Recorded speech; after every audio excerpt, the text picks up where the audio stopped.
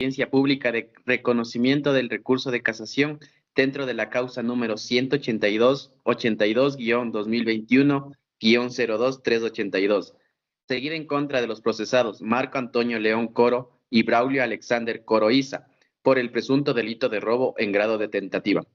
Comparecen a esta diligencia los señores jueces integrantes de la Sala Especializada de lo Penal, Penal Militar, Penal Policial y de Tránsito de la Corte Provincial de Justicia de Tungurahua, quienes actuarán de conformidad con lo previsto en el artículo 656 y siguientes del Código Orgánico Integral Penal y en el Reglamento de Sustanciación de Procesos Penales. Consta la presencia del señor fiscal provincial en representación del Ministerio Público y de la sociedad ecuatoriana, así como el del abogado defensor, compareciendo en patrocinio de los ciudadanos recurrentes. El objetivo de la presente audiencia es escuchar las intervenciones de las partes procesales en relación con el recurso de casación interpuesto por la defensa técnica de los procesados contra la sentencia dictada el 4 de noviembre del año 2025 por el Tribunal de la Sala Penal de esta Corte Provincial. Este tribunal recuerda a las partes que el recurso de casación es un medio extraordinario y de estricto derecho destinado a verificar si la existencia impugnada se ha incurrido en un error de derecho o en la contraversión expresa del texto de la ley, o en la indebida aplicación o interpretación de norma jurídica conforme lo dispone el artículo 656 del Código Orgánico Integral Penal y en la jurisprudencia vinculante de la Corte Nacional de Justicia. En tal virtud, no se debatirán nuevamente los hechos, sino el correcto o incorrecto uso del derecho en la decisión recurrida por... Por favor, señorita secretaria, solicito que se certifique la comparecencia de las partes procesales convocadas para esta audiencia. Correcto.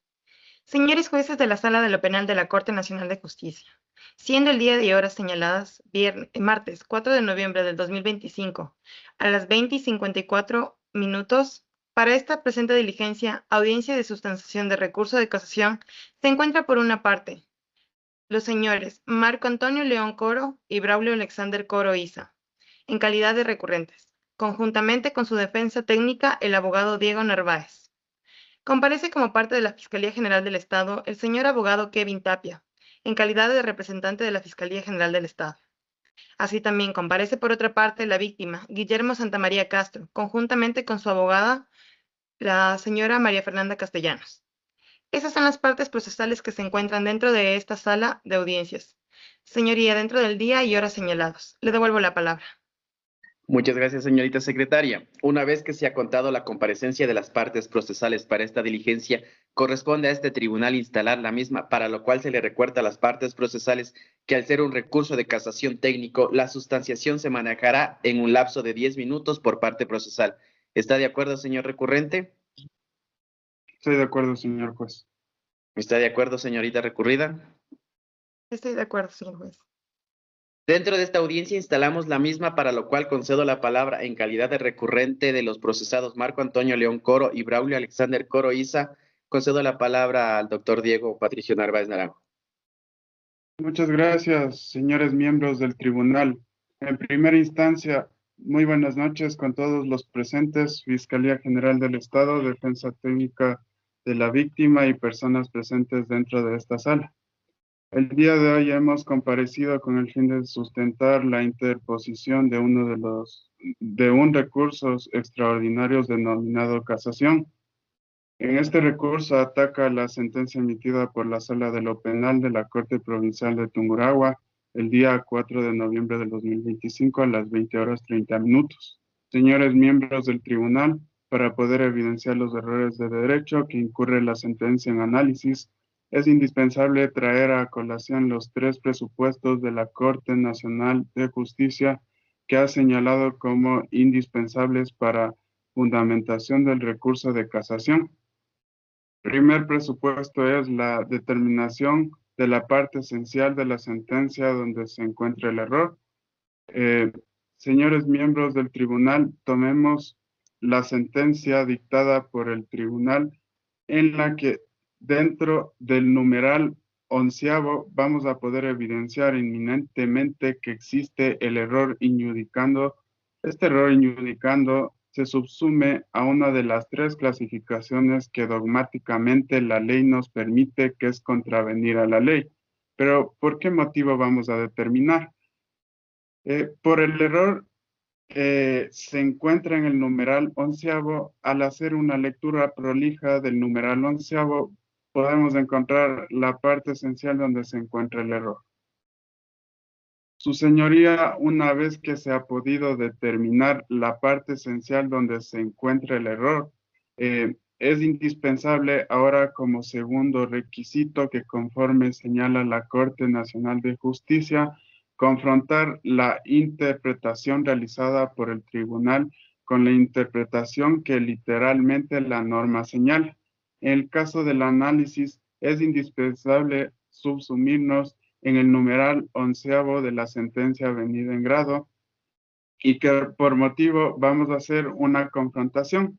Señores miembros del tribunal, dentro de la sentencia, el tribunal que se basa en dos normativas, artículo 169 de la Constitución de la República del Ecuador y artículo 18 de la función judicial. Hagamos una pregunta, señores miembros del tribunal.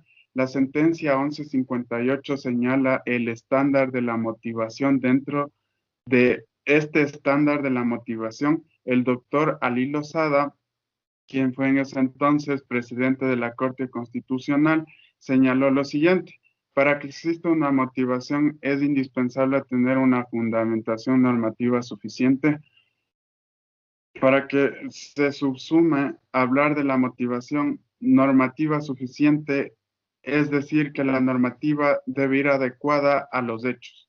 Señores miembros de la Sala de lo Penal, si analizamos el numeral 11º de la Sala de lo Penal de la Corte Provincial de Tungurahua, fundamenta su decisión en dos normas: el artículo 169 de la Constitución y el artículo 18 de la función judicial. Pregunta retórica, señor juez. ¿Esa normativa se adecua a los hechos adjetivos en análisis? La respuesta es evidente. Nos encontramos dentro de un proceso penal. Si bien es cierto, la Constitución es una norma suprema, no es menos cierto que para que exista la fundamentación normativa suficiente, el Tribunal de Segunda Instancia debió haber hecho un análisis motivacional con una normativa adjetiva vigente a la actualidad. En este caso, señores miembros de la sala el Código Orgánico Integral Penal. Pero pese a que no existió esa situación, el Tribunal de Segunda Instancia motiva supuestamente conforme señala la sentencia 1158 emitida por la Corte Nacional de Justicia, la cual se fundamenta en la Constitución y la Ley Orgánica de la Función Judicial. Pero veamos cómo hay esta contravención a la ley y es contradicción lógica de silogismo que debe tener la sentencia. Si nosotros leemos el artículo 169 de la Constitución, vamos a encontrar que en su primer parágrafo nos habla acerca del principio de eficacia, que para varios dogmáticos se subsume en una buena producción de la concatenación de las actividades investigativas. Bajo este contexto, señores miembros del tribunal, una nueva pregunta retórica nace. ¿Cabe un perito que se posesione posterior a la diligencia? Pues no.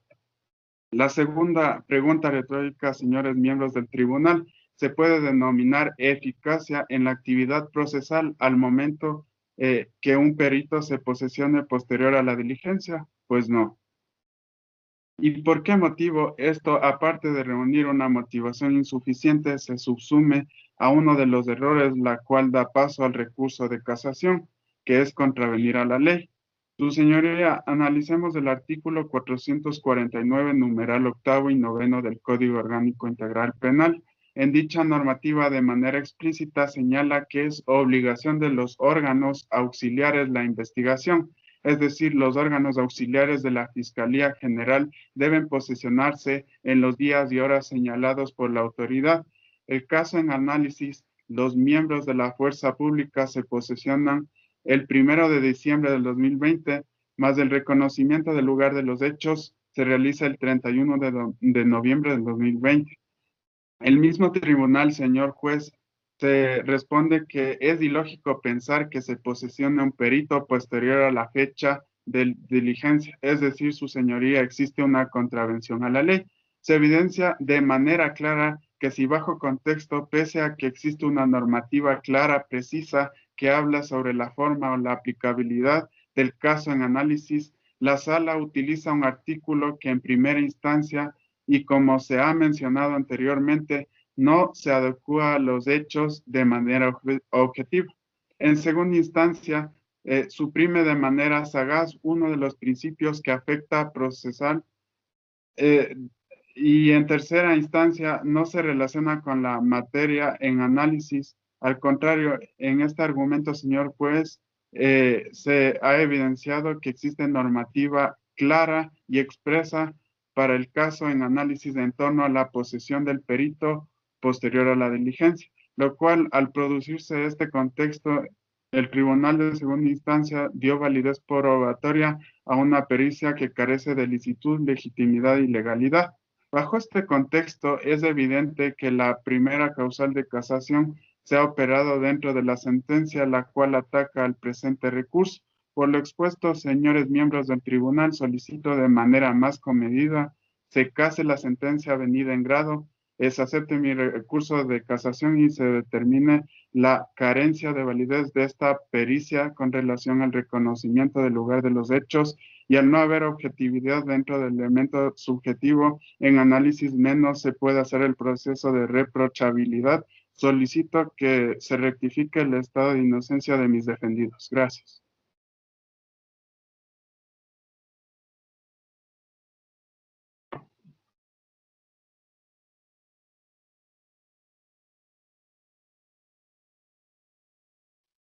Está apagado el micrófono. Perdón. Muchas gracias, señor doctor. Tiene la palabra Fiscalía. Señores jueces de la sala, muy buenas noches. En representación de la sociedad ecuatoriana, como Fiscalía, nos oponemos a la admisión y prosperidad del recurso de casación interpuesto por la defensa técnica de los procesados Marco Antonio León Coro y Braulio Alexander Coroiza por el delito de robo en grado de tentativa. Señores jueces, quiero establecer 5 puntos principales referentes por la cual Fiscalía se opone a la admisión del siguiente recurso de casación. Primer punto, la naturaleza del recurso de casación. Señores jueces, debemos recordar que el recurso de casación es un recurso extraordinario y de estricto derecho cuyo objeto no es revisar nuevamente los hechos, ni revalorar las pruebas, sino verificar la correcta aplicación del derecho por parte de los tribunales inferiores. Así lo establece la resolución número 1616-2024 de la Sala Penal de la Corte Nacional de Justicia. Por lo tanto, no corresponde en esta audiencia reproducir los argumentos de fondo o cuestionar la valoración probatoria efectuada por el Tribunal de Garantías Penales ni por el Tribunal de Alzada, sino determinar si se ha demostrado un error de derecho, una contravención expresa de la ley o una indebida aplicación de norma jurídica.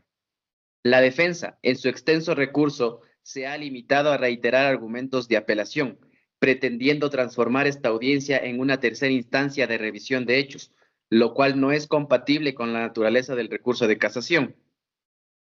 Sobre el supuesto error en el reconocimiento del lugar de los hechos, la defensa nos sostiene que existió una incoherencia temporal en el acta de posesión de los peritos, argumentando que ello vicia la validez probatoria del reconocimiento del lugar de los hechos. Sin embargo, este tribunal de apelación analizó esa circunstancia y concluyó con acierto que tal inconsistencia no generó indefensión ni afectó derechos constitucionales. Los procesados fueron detenidos en delito flagrante, estuvieron presentes en el lugar de los hechos y durante la audiencia de juicio ejercieron plenamente su derecho en contradicción frente a los peritos. Señores jueces, la defensa no ha demostrado cómo ese detalle formal alteró la esencia del acto investigativo, ni cómo ello cambió el contenido o resultado de la pericia. De acuerdo al artículo 169 de la Constitución, el sistema procesal es un medio para realización de la justicia y las formalidades no pueden sacrificarse por tecnicismos que no afecten el fondo. Así lo entendió el Tribunal ad quem, y con pleno sustento jurídico determinó que la supuesta irregularidad no constituye una violación sustancial que amerite la nulidad. Cuarto punto, sobre el examen médico legal. La defensa también argumenta que el examen médico practicado a la víctima carecería de validez por no haberse emitido una disposición fiscal. Sin embargo, este argumento desconoce la naturaleza del proceso por el delito flagrante regulado en el artículo 527 del Código Orgánico Integral Penal, En tales casos, el fiscal está facultado a ordenar y disponer de inmediato las diligencias necesarias para asegurar evidencias y garantizar la integridad de las víctimas, sin requerir una investigación previa. El perito médico fue legalmente posesionado, emitió un informe técnico objetivo y dicho elemento fue debidamente anunciado y controvertido por la defensa. Incluso consta que la propia defensa solicitó la ampliación del examen médico, lo cual evidencia que reconoció su existencia, validez y utilidad procesal. Por lo tanto, no existe nulidad alguna ni violación de derechos. Sobre la supuesta motivación insuficiente o aparente, la defensa alega una deficiencia motivacional en la sentencia del Tribunal de Apelación. Sin embargo, del análisis integral de la sentencia, se evidencia que el colegiado explicó de forma razonada por qué las pruebas eran válidas, cómo fueron valoradas conforme a los estándares de licitud y pertinencia y por qué se ratificó la condena. La motivación no tiene que ser extensa ni repetir citas doctrinarias. Basta con que permita conocer las razones jurídicas y fácticas de la decisión conforme al artículo 76, numeral 7, literal I de la Constitución. En este caso, la sentencia es clara, lógica y debidamente fundamentada. Sobre la existencia de error de derecho, para que proceda la casación, el recurrente debía indicar la norma violada, precisar el error en su aplicación o interpretación y explicar cómo ese error influyó en la parte dispositiva de la sentencia. No basta con manifestar inconformidad o discrepancia. La defensa no ha logrado demostrar qué norma fue aplicada falsamente ni cuál debió aplicarse. Por el contrario, su planteamiento gira en torno a una supuesta valoración errónea de pruebas, aspectos que pertenecen al ámbito de los hechos y que no pueden ser revisados en casación conforme al artículo 656 del Código Orgánico Integral Penal y la jurisprudencia reiterada de la Corte Nacional.